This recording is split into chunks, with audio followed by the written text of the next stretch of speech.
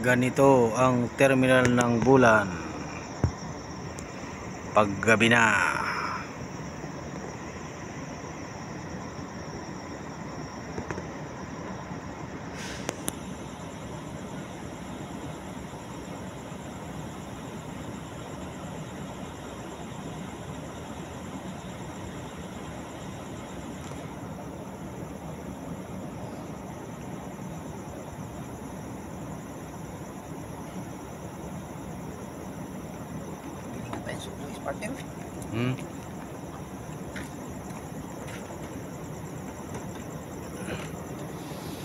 Yan yung mga sleeping na bus.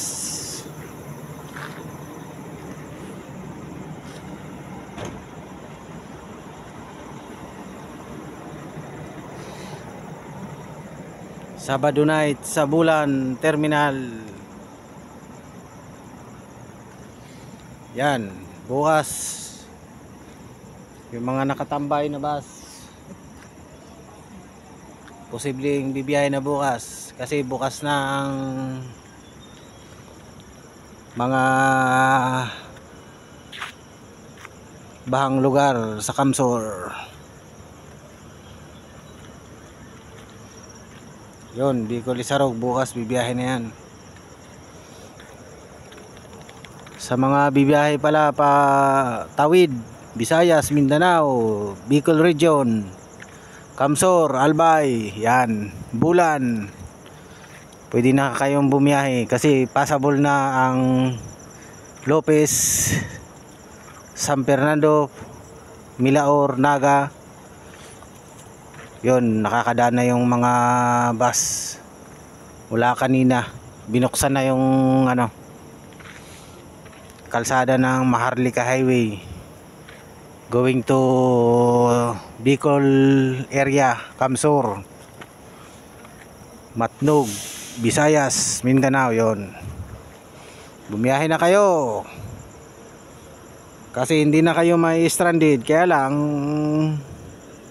sigurado matatraffic kayo kasi sa dami ng mga na-stranded na sasakyan.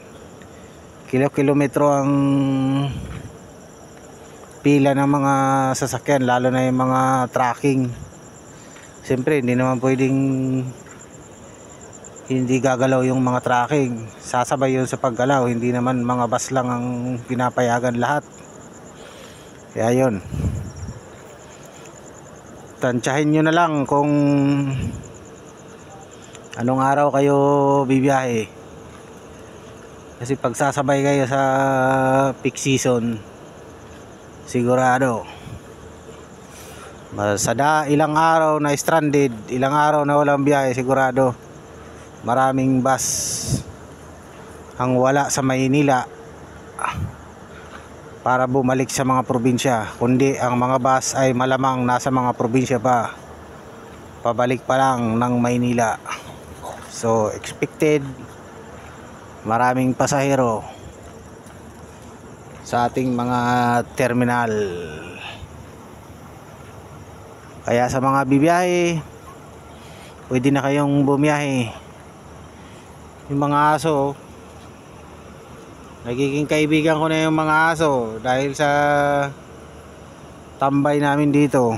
So baka Lunes pa kami makabiyahe nito. Yun, mga sleeping dito ng mga bus. Yung iba Bilyesa, Ilabil umalis dito, Amihan umalis din sila dito, pero babalik yun, bibiyahe na yun bukas.